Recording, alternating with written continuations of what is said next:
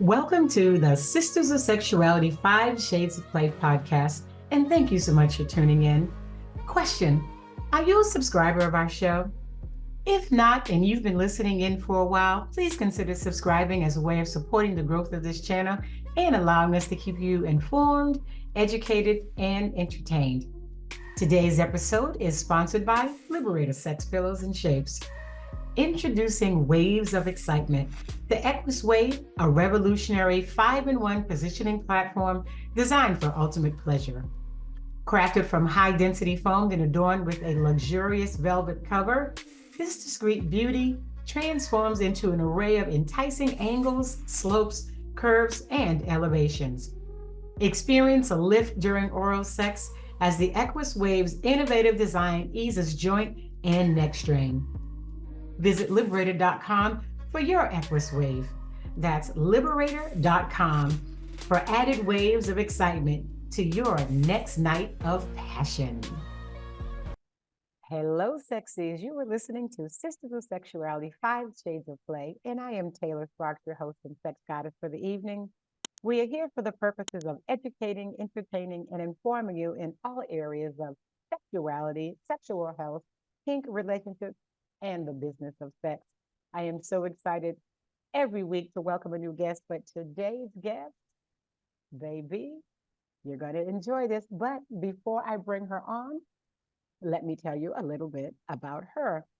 MoAndra Johnson, a sex and relationship expert and founder of SOTT, which is Sex on the Table LLC, is a highly qualified authority in the field with a BA in psychology from Clark Atlanta University and an MA in couples and family sex therapy from Thomas Jefferson University.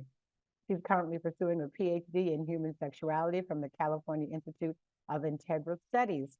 MoAndra has been featured in publications such as Bustle, Buzzfeed, Cosmopolitan, and Revolt TV. She hosts the podcast, Sex on the Table, breaking taboos around sex and relationships, especially among millennials. As a marriage and family therapist, MoAndra specializes in addressing sex-related challenges, post-affair recovery, and relationship conflicts. In addition, she's a senior consultant in diversity and equity inclusion, providing tailored solutions to clients. MoAndra Johnson is a visionary leader in promoting positive sex education and empowering individuals for optimal sexual and relational health. MoAndra, welcome to the show. Thank you. Thank you for having me. I'm so excited. I'm excited to have you here because, first of all, we got to just, as always, you got to start at the beginning. Like, how did you get into sex? So how did you get into sex and relationship therapy? Like, what was this thing about pussy that you were like, talk about pussy and dick to people? I do, Mom. Dad. Yeah. Oh, yeah. I'm what happened? That's a good story. Okay, so two pivotal points, right? The first one, in my high school year senior year of high school, I was awarded or became Miss Liberia in the United States. So I had to pick this platform. Yeah, it was real, that was my little time celebrity stuff. You like, didn't really mention that in your bio. Yes. Well, that was so long ago. But yes. Wait, were you Miss Liberia or were you not? Yes, I was Miss Liberia in the United States. It doesn't matter how long ago it was. You never get rid of the crown, chica. The crown, I know, right? Yours. That's right. So yes, go ahead. Yeah. So yes, the only queen to hold two reigns because we had an Ebola epidemic. So that was that. Yes. But I had to pick a platform, so I ended up choosing sex trafficking or human trafficking. So that was my first into the world. During that time, I wrote different sex trafficking initiatives for Liberia.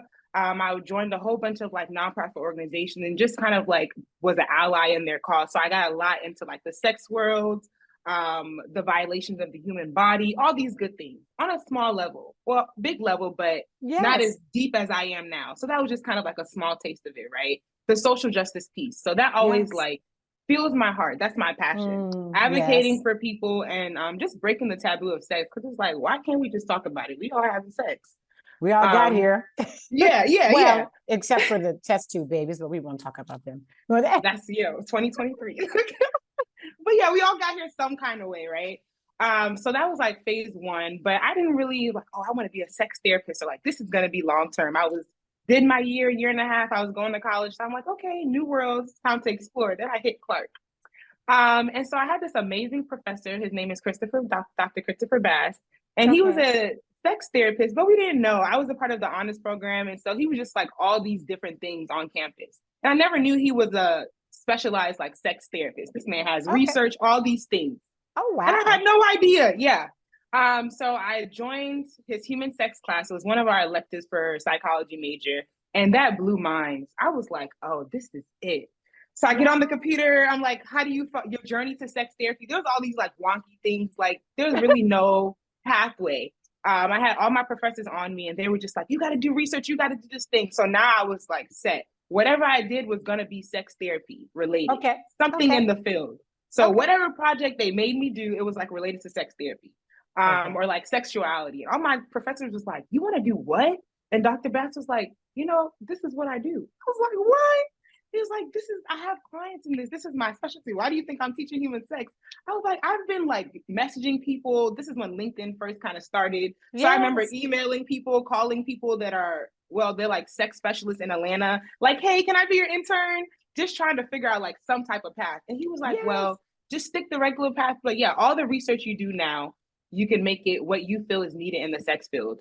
And so I started doing that. All my classmates knew like she wanted to be a sex therapist, but everybody was looking at me like I was crazy because it wasn't like there a foundation for it yet. Yeah. So that's how I got into it. Now I for a moment I thought you were going to say I got to college and I met this amazing man, and he and I had this great relationship. And the sex was off the chain. I thought I need to talk to people about how to have great sex. That's what I thought you were going to say, because that was kind of my path. But no, it was for the love of research. As geeky as that sounds, so yeah. So then the great sex followed after the research. So that's another story, because I feel like through this journey also it gave me a lot of like unlearning, a lot of like permission to try things. I would really say it didn't really start to like 23 when I was like, oh nah, we're not doing this anymore. It was just me standing boldly in whatever it was. The different roles, the lack of orgasm, all that. I was like, nah, I'm good. But before that, it was very much so passive. I'm also a pastor's kid. My mother is a pastor. And so there's a lot of religious things that intersect with my feelings, the permissions of sexuality, all those good things. So me into like my journey of career also gave me the permission to like unlearn a whole bunch of things and question everything. And my mom had a field day with that.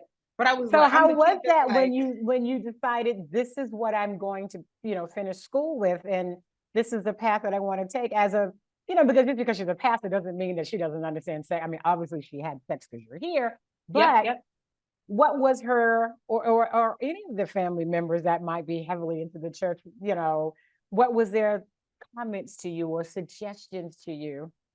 People thought I was just selling sex toys. They thought like, so like, this is what you chose to do.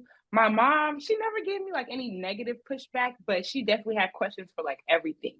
But there was like, I guess there's like a lot of unlearning for her, right? And I'm Liberian, we're West African. Girl. That's a whole nother layer of just taboo and sexuality. And then you add religion to that. So it was a lot of, I guess, having permission to have these conversations and even just normalizing it for my mom. But a lot of times for my family, I was like, y'all, like I'm putting all this education behind this thing. Like I'm not just, no offense to anybody that's selling toys, but like there's so much more that I want to do with this. And I always lean on, even to this day, like when people first meet me, I'm not like, hey, I'm a sex therapist. Like I'll always lean on the healing piece of it, or like, of course there's so many different avenues of sex. But I also want y'all to understand that it's just not like raunchy play. Like there's people's healing within this. There's a lot of like social justice within there. There's a lot of just societal stigmas that you help people release by normalizing the thing. So that was always like my perspective. I feel like they started taking me serious like maybe 3 years ago, 4. But my mom, she's always, whether it be like a Miss Liberia event or earlier this year I was on Revolt, like she's always by my side. We'll talk about it later, like if I say something that's crazy, but I'm the child that she has that's like, we don't know what she's gonna say out her mouth. So yeah, she's just like, I know that child. I am that child. Yeah. So she always lets me be who I am. Oh my God, that is amazing to have that your Yeah. mother. I know the child that I have always been a talker. I remember I was speaking in North Carolina as a keynote presenter, and my mother just happened to be coming to visit. And I'm like, I'm speaking at this women's business luncheon. I would love, you'll be able to hear me speak for the first time. And she said, "Oh, how long you speak?" 30 minutes, I think the keynote is. She's like, "I don't think anybody wants to hear you talk that long. I think like 10 minutes is good." I'm like, they're paying me for 30. Okay. She sat up front, and when I was done, she was like, "Oh, yeah, yeah, my daughter, yes, my." But that was the first time she heard me speak, and she was Yeah. like, "You're really good." I'm like, "I'm pretty good at this." Yeah. Yeah. So My from mom has since that then, reaction she's every like, "Yeah, time. yeah. Since then, it's Every been good. But time. that first time, she was like, "I don't think anybody wants to hear you talk that long." Yeah. Yeah. That's my My mom, mother. she has that reaction. Like every time she comes to the event, she's like, oh, sometimes like I think on Revolt, I said like, I'm pro ho or something. And Oh, afterwards, we was in the car. I said, how do you think I did? It's like, you did great. You knew what you were talking about. You sounded so eloquent. I'm so proud. And I was like, okay, so what were the cons? She's like, MoAndra, what is pro ho? I'm like, I said it's a movement. Like, let's Google it. Let me show you. She's like, oh my God, because when you said that on TV, my heart dropped. I was like, this girl is something else. I was like, well, you should see what else I don't say when you don't come to the events. Like, okay, I'm you trying to be know, yeah, nice. yeah. She's like, I thought it was something else. And I'm like, let's talk about it. So Yes. So, what did you find most challenging to unlearn with regards to, your womanhood and sexuality, or even, men, or, what did you find that was the most challenging thing to unlearn? I think the shame of sex, I guess sex outside of marriage, and then Mm. also the permission for pleasure. Ah, And all these different things in society that just tell you that like it's supposed to go this one way, so like recreating or whatever my experiences or sessions look like for myself with my understanding of what I like, mm-hmm, unattached to anything that is supposed to go this way. mm-hmm, mm-hmm, Yeah, mm-hmm. so Okay. it was hard, and I can imagine how hard it is for people that don't have like the path that I have, or even like the permissions Yeah. of the rooms or societies that I'm in that say like, yeah, do that thing, explore anything. Sure. So Sure. yeah, those are And the so, do hard. you work primarily with millennials? I know you said you work with some, but are you, because of your own? Are you a millennial? I don't know. How Yeah, old are yeah. you?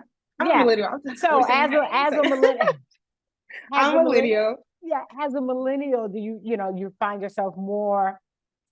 Most of your clients are more millennial or Gen Z, or So when I first started my business, that's who I wanted to kind of attract, just because I feel like each generation has a different understanding of love, right? Societal sure. wise.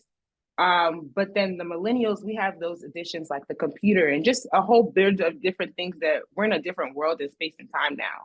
So Mm-hmm, mm-hmm. that equals into like the way we see love, sex, the way we date, all that stuff. So I kind of Yes. wanted to create a healthy blueprint with the education that I've had and the different experiences. But I see everybody. I Yeah. have a lot of kid clients, a lot of kids. And I Kids. also When you say kids, meaning what adolescent ages? age. So Okay. usually 6 to 17. And what is the Um, conference? What is their path um, or therapy for about in those age ranges? so it can be kids that gender affirming care, right? Individuals that Okay. identify as trans or other queer individuals, and their Mm-hmm. parents have put them in therapy maybe to just help identify, so like identity work. I Oh, also do a lot of like wow. trauma work. Yeah. So Wow. a lot of trauma work. Anybody that's had any type of trauma, but then specifically I do sex therapy, so Mm-hmm. sexual trauma.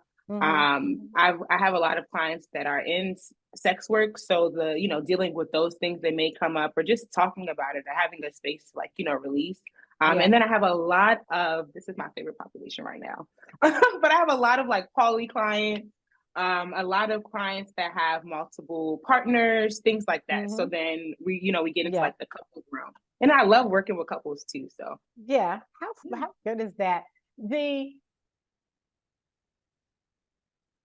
not asking about anybody specific, of course, but when you have a child as young as 9 or 10 or at an adolescence, 12 or 13, and they come to you or their parents bring them to you because they're having challenges with identifying their gender. You know, they know what they were assigned at you know, with birth, but there's something inside that is telling them otherwise. How is it that you can discover, is it something inside that's telling them otherwise, or is it something that they saw somewhere that struck a chord with them? TV, somebody else they know, internet, some celebrity, that made them go, I want to do that. Because I know, especially adolescents, even kids, you know, sometimes they try things on for size, so to speak, to see how it fits with them. So Yeah. how do you help them help themselves, so to speak? Yeah.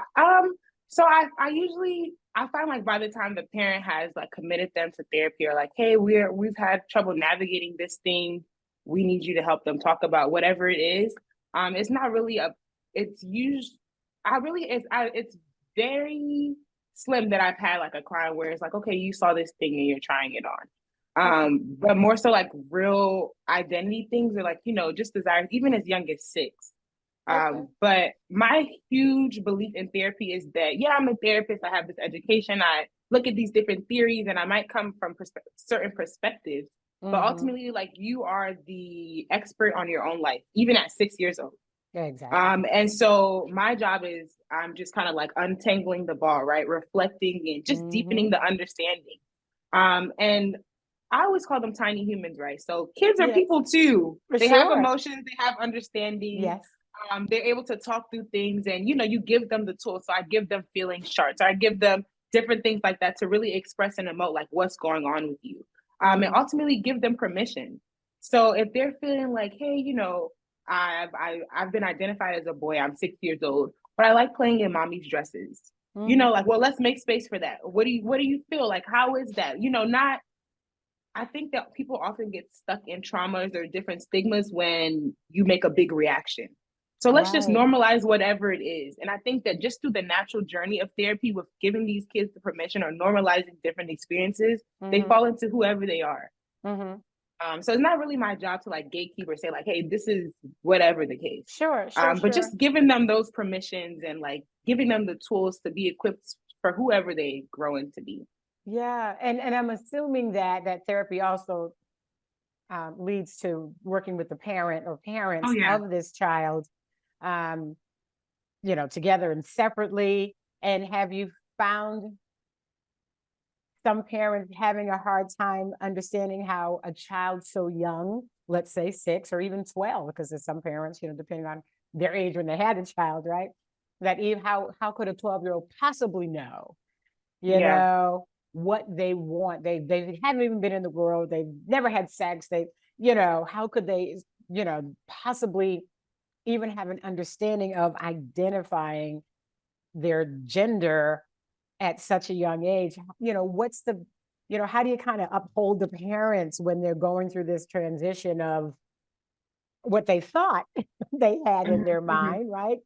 And now this child appears, because as you say, you know, children are people too. They have their own personalities. And we start, you know, those of us who, when you have children, you start to recognize that within that first year, you're like, oh, wait a minute, who the hell are you? Because in my mind, you the child that does X, Y, and Z. And at one, the child's like, yeah, no, I'm not doing that. You're like, what? No. You have these like expectations. Yeah. So how do you even get the parents to, you know, unlearn their expectations or let go of their expectations and still just, you know, being more accepting? Yeah, I feel like sometimes there can be like huge cognitive dissonance, right? So you have these expectations, like you carried this child for 9 months, or, you know, you've even expected them for whatever time, and you have them now, and like they're going to be all these great things. But that's just so much to put on a child, right? So step one is like, okay, who did you think Justin was? And Justin, can you tell your parents the reality of who you are, not maybe like Yes. identity wise, but what are the things that you actually like let them actually see you. And then also just depending on how the parent identifies, I always just do basic unlearning, right? My few questions I ask, like, can you tell me when was the first time you experienced an attraction to a person? Or how did you know that you were a girl? Or how did you know that you were a boy? Yeah. You know, or like who told you this? Or even like when was your first kiss and who was that with? And you know, that just brings it down to very fundamental levels, because I don't know about them, but I remember having a crush. I'm not gonna say his name. I was about to blurt it out. I had a crush. I had a crush on some crazy boy in second grade or first grade, and I remember it vividly. And he wasn't gonna tell me little MoAndra at that age did not have a full life and a crush, and I was imagining he was gonna get married on the playground, like, you know. Yeah. And so, but even for me, it's like, okay, MoAndra, like, who told you that, or what? Where did these things of attraction, or like these learned behaviors of y'all are gonna get married at, like, what is second grade is age 7, I think. 7 or 8. Yeah, 7 or 8. Yeah, Dale never wore a shirt on, or never had a shirt on, and I loved it. Okay, I remember him. Oh, geez, I just said the boy's name. Yes. He's not the only one with that name in the world. He's the only one in my second grade. Our podcast is only heard in 14 countries. So, you know, there's plenty of people with that name in 14 countries. So, yes, you know, but he never we wore don't even know what elementary school you went to. The counts at the bag now. It's okay. Well, they know. But yeah, so, you know, just like, how did I even come on this thing? And I mean, I had an intense crush. I used to write it in my diary, you know. Oh my God. Like, I remember. And so even if you may not necessarily think like your kid has a whole, whatever the life looks like when you drop them off to school at age 6 in kindergarten, you know, or like just at younger ages, then you were missed. So I just tried to kind of play on those memories or those core things. Like, how did you become who you were? Yeah. And let's not say like, okay, everybody dressed you in blue and boyish clothes, so you just knew that you were a boy. Like, when did you have your first thought on you being a gendered person? Right. And of course, I'm asking my clients that, and even if they're kids, explain to them what a gendered person is. But I'm asking their parents that too, because I think that it just creates a level of humility and kind of just levels the playing field. So even for you, before you even knew there were like forming thoughts, or you were already creating the person that you are going to be today. For sure. That is amazing. And I have so many questions about the millennials, but before I do, I want to take a break to talk about our wonderful sponsor, Union Vegan Condoms. So, MoAndra, if you don't know about them, let me tell you, they are the game changers in the world of pleasure and protection. Yes, they're vegan. No, they're not a lettuce wrap. You cannot eat them. But if you want to experience the ultimate connection with their precision fit condoms, meticulously designed to let you feel it all. Say goodbye to animal byproducts and unpleasant odors, because at Union, they keep it clean and simple with their formula. I don't know if you know that most of your standard condoms are tested on animals, as well as the powdery substance on there is a milk casein. So you don't get that with Union Vegan Condoms. Union Vegan Condoms are more than protection, of course. They're your ticket to safe and comfortable intimacy for all of your body parts. So why wait? Elevate your pleasure with Union Condoms today and visit them at unioncondoms.com and redefine your intimacy game. Now, if when you go and purchase, use coupon code organic love and you'll receive 20% off of your first order. And that's when you visit unioncondoms.com, because love should be clean, simple, and sensational. And of course, always practice safe and consensual intimacy. There it is with unioncondoms.com. Now, the millennial, y'all millennial, what have you found to be the biggest concern when it comes to sex and sexuality with millennials? Oh, the biggest concern. I've never thought about that. Millennials are like, really? Okay. Is there one thing you keep seeing over and over, or hearing over and over again from millennials about sex and sexuality? I would just say That's a hard question. I'm like, there's so many things. So maybe there's so many things. I would say maybe pick one. Anyway.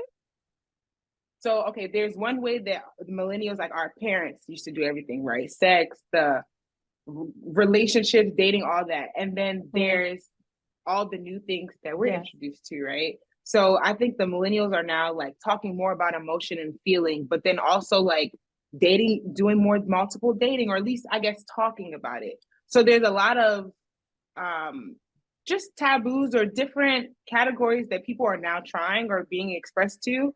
But I think that what bridges the millennials is like the digital age. So everybody has a group, like there's something for everybody.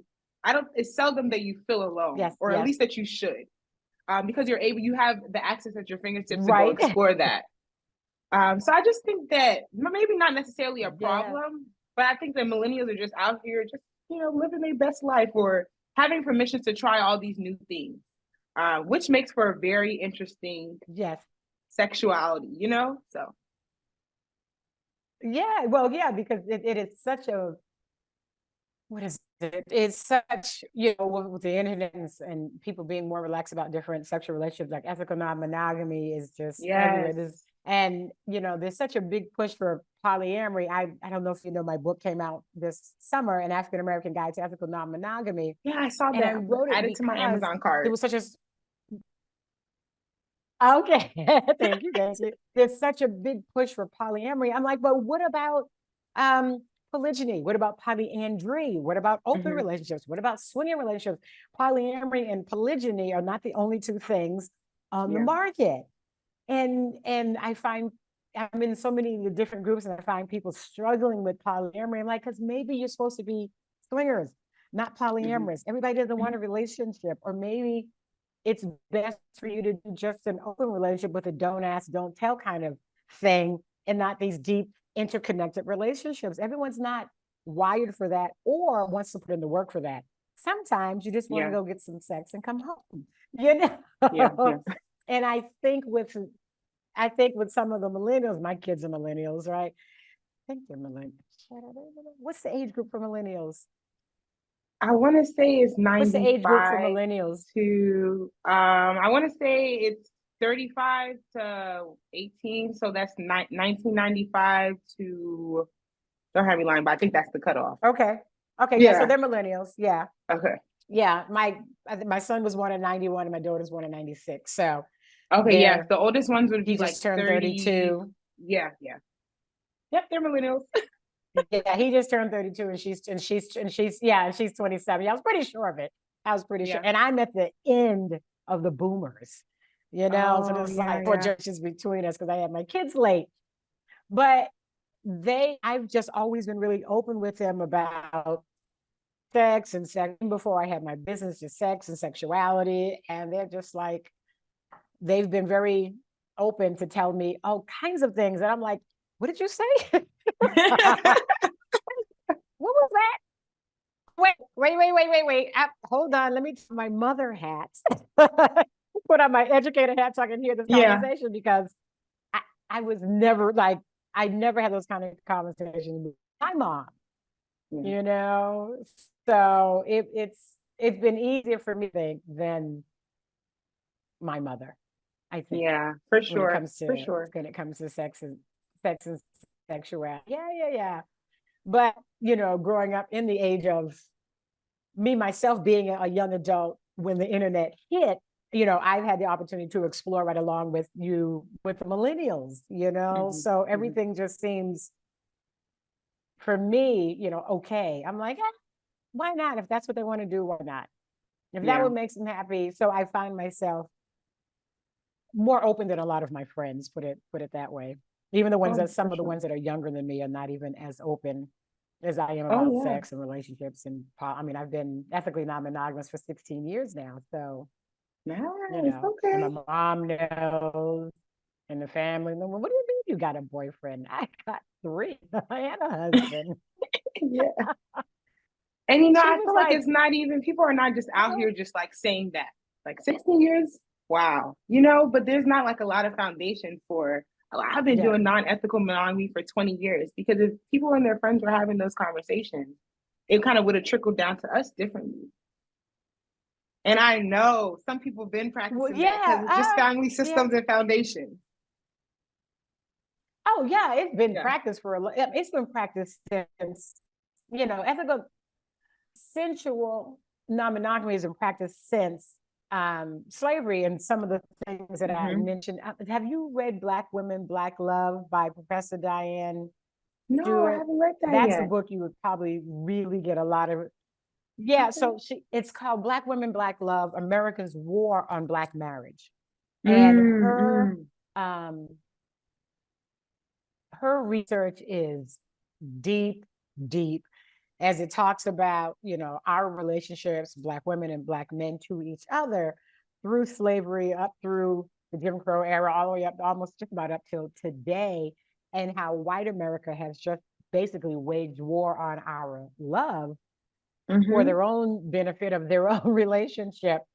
But how she talks about during slavery, you weren't allowed to marry per se, but you were only married at the will of your master. But then your husband farmed out for 2 years down the road somewhere, and that plantation owner would make him have sex with that woman, and he'd have kids with that one, and he would have kids with you back in your plantation, and he'd be back and forth between the two. But he had no choice, because we were bred like animals. And then after slavery ended, the Freedmen's Bureau then decided who was going to be the one wife, because you couldn't do that heathen shit like you did during the slavery time. You had to be a Christian now. Right. So a lot of the ways that we are in our relationships is based on what Christian white people said, not what the African traditions were. Oh yeah. Here for Black America, for Black African Americans, you know what I mean? Yeah, so it's an interesting book. You probably would, just out of relationship research, you would probably get a lot out of it. So when you work, so are you also, as a millennial though, are you also having an opportunity to work with older couples, or are they like, I don't know, because you're younger, and how do you get past that hurdle if they have it when they meet you? Every single time, like this has been, I used to dream about this and have nightmares when I first started having therapy. I would walk into a room and they'd be like, how old are you? But it just becomes like, elevator pitch, like the same way you can just talk about your business at the drop of a dime. I'm like, all right, well, at this point, I'm just saying, like, you're gonna give me 10 seconds, because I promise you I know something.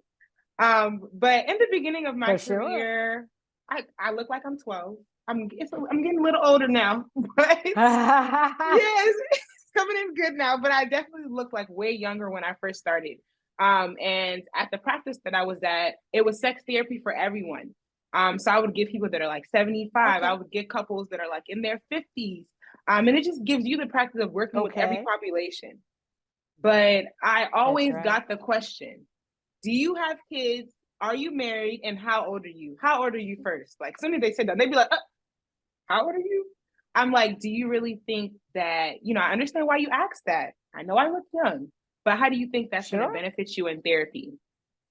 Spin the question back. But that was like something that I had to get trained to ask. And I remember one of my favorite clients when I first started, she was maybe like 78.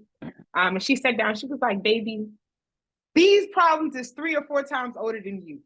Do you think that you can really? I was like, oh my God, I'm dying right now. I just busted out laughing. And I was like, God.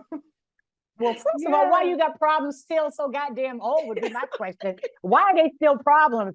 We're going to deal with that first before we get to about my age, because clearly you got issues that you need to let fucking go. Why you got problems older than me? What's that say about you? Okay. Let's get off of my age and let's talk about you and your old ass problems. Yeah, she was not letting up. Like, her personality was just like, I'm not even giving you, there's no like, we hurting your feelings today. I'm like, oh, okay.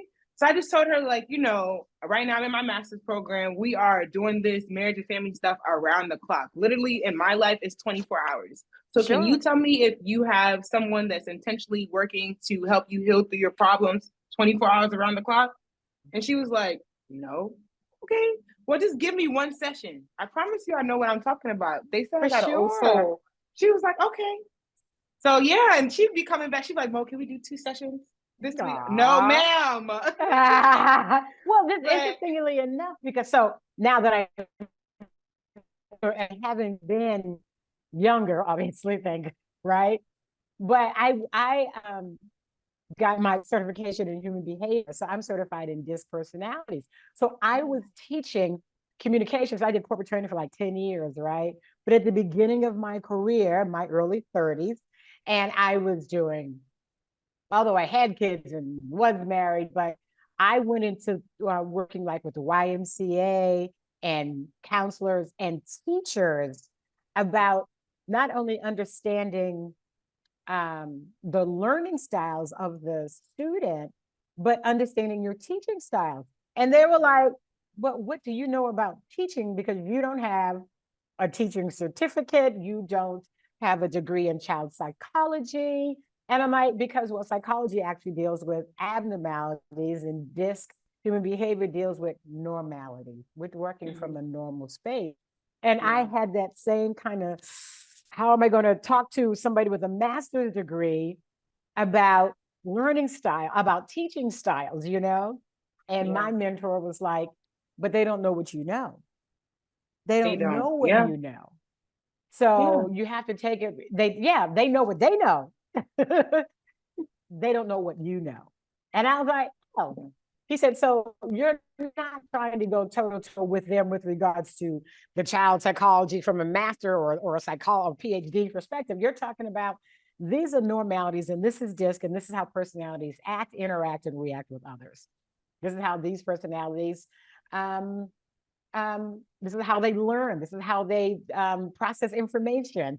This is how they communicate. This is how they want you to communicate to them. And they're like, oh. But again, it was like just, it's 5 or 10 minutes talking, and then they were like, oh, okay, she got a clue, you know. But having that same kind of, how am I going to, you know, and then so that's always the challenge, you know, when you're younger and you're talking to people who are older, but you obviously, you know what you're talking about. So, and clearly now ain't nobody rustling your feathers, but you know, but taking that step to just, you know, keep it moving. That's, you know, that's really what makes you amazing, you know, because you weren't flustered by somebody like, how old are you? I'm like, listen, girlfriend, I know more than you know. This is why I'm in this position. Because even if you had children and were married, it doesn't mean that you had a healthy marriage or raising your children well, just because you had them. I know people who were married. I'm like, don't talk to me about what I'm doing with me and my 3 boyfriends and my husband, and none of them are cheating on me when you got a cheating ass husband. You got one. I think that people just, and I got 4 men and none of them are cheating on me. I feel like people they just want to feel like, okay, this is a mysterious person. How can we connect? Or like, you know, what do we have in common? Like, how can I know? What basis do I know that they know something? Just human behavior. But I don't think, you know, it really has no impeding. Like, even my life outside of therapy, it's 2 different people, because I don't have time to upkeep the therapeutic view and mindset my entire life. You just get Mo, you know? And so, like you said, you're going to put on the mom hat, put on the therapist hat, you know? That's all you get. I don't have the time or the energy to upkeep that. So does this happen to me? This happens to me. Does it happen to you? Are you single? Are you dating, or? I have a partner. Are you dating, or? Yeah, partner. Yeah. Okay. Yeah. When you were dating, a little lag. You had a committed partner, right? There was a little lag. Yeah. A little bit. Yeah, it's really windy here today, and I keep Okay. getting the notice that my internet connection is getting unstable. So, Okay, no but problem. when you were dating, and people found out that you were, you know, in the field of sexuality, guys, women, whichever you date, did you find some people were like, "Ooh, what are you going to teach me? What Yeah. what can you teach me? We should get What? together so you can teach me something." Yeah, people are nutty. I would be like, that's I was just like, I'm a marriage and family therapist, or I was just like, I'm a child, whatever it is. I probably won't tell you, especially like with dating, that like I'm a sex therapist offer because there's like it's like a twinkle in your eye, and I'm like, what does like? Maybe I may be able to communicate a little bit better, but like it still all depends on you. So, or like even like, can you teach me or whatever? I'm like, no, this is two different people. Yeah. So it's maybe I'll use what I know, but ultimately, it's not the same. know. Yeah. Yeah, I have that same thing, but of course, mine says, erotic educator and sex goddess. So they're like, Oh ooh, yeah. oh wait, Relax. and swinging too. Oh, I want Calm to it down. go. I've been looking for a girl like you. I'm like, yeah, no, we don't Yeah. teach. We don't teach personally, only Yeah. professionally. And if you'd like a link to book an appointment, I'll teach you anything you want to know, but it's gonna I cost you. got you. Yeah. Yeah.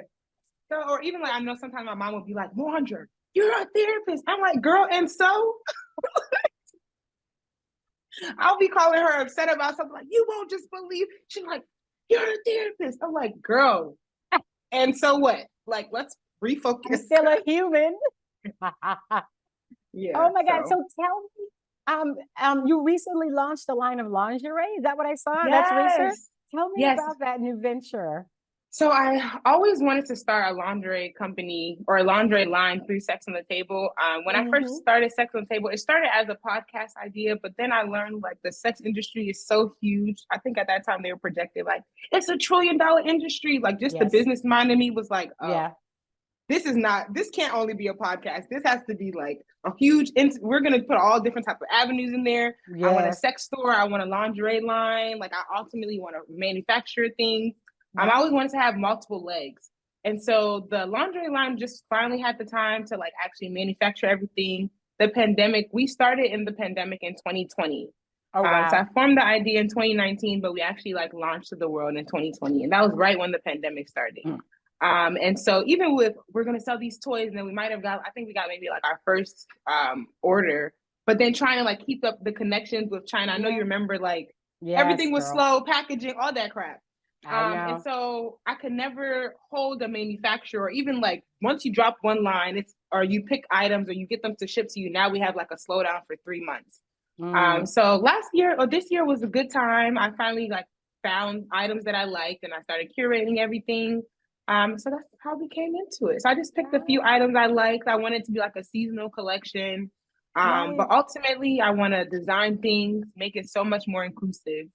So that was the first batch. It looks very beautiful. I was looking at it online. Thank you. Now, are you calling it Sex on the Table lingerie, or do you have another name for it, or? Sex on the Table lingerie. In the beginning, we were called Private Selection. That was like our sex toy lingerie portion. But Sex on the Table is like has its own mind and life at this point. And there's nothing. It's like my child. There's nothing better than sex on the table. Exactly. So it's the ideas that I have for it, and then it's like the community where it's like this is our thing. So they recognize Sex on the Table, so it's just Sex on the Table lingerie. I love that. I love that. Well, MoAndra, I just want to thank you so much for being on the show. You are a delight, and tell your mama I said so. I'll let her know. Look, I'll be like, watch this. Not tell her I said so. And tell her to excuse my swearing about pussy and dick that you were into when you are a therapist and a psychologist, not just talking about pussy. Well, we like, who is this foul-mouthed woman? Yeah. I always tell them, we got to name the names. Like, we're not playing around. Like, Liberians like to put cute little genital names. I'm like, name the names. Because we're disengaging. You're my first reigning queen, real queen, not just queen, but not just like appointed by your girlfriends. You're like That's right. That's right. Yes. You pulled out an unlocked memory. Two times. Not once, but twice. You are my first queen. Oh, I'm glad. I'm excited. Well, to stay up to date with MoAndra and the Sex on the Table podcast, be sure to log on to her website at sexonthetable.co. And of course, follow her on IG at MoAndra Johnson and Sex on the Table on IG. Be sure to check it out on the links on our show notes. Of course, to stay up to date with Sisters of Sexuality, if you have any questions for me or any of my guests, you can email us at sistersofsexuality@gmail.com, and you can find us on all social media at Sisters of Sexuality. And be sure to visit all of our sponsors, Liberator.com, UnionCondoms.com, where you get 20% off of your first order using the code Organic Love, and our sister site, OrganicLovin.com. I want to thank all you sexy people so much for tuning in. And if this episode has resonated with you, would you please consider subscribing as a way of supporting the growth of this channel and allow us to keep informing, educating, and entertaining you. So until next week, stay sexy and bye-bye. Organic Lovin', for the bodies you love to love. How do people describe you? Are you curious, playful, maybe sensual, adventurous? How about open-minded? The truth is, no matter who you are, Organic Lovin' has something to indulge your fantasies. We offer only organic, natural, and eco-friendly intimate body products, including vegan condoms, organic lubricants, body-safe sex toys, and sex-positive books. You won't find anything harmful in our products or toys. We also have a full range of other experiences, including erotic seminars and exotic adult-only vacations. Receive our adult subscription box for a monthly sexual delight. Be educated, entertained, and informed.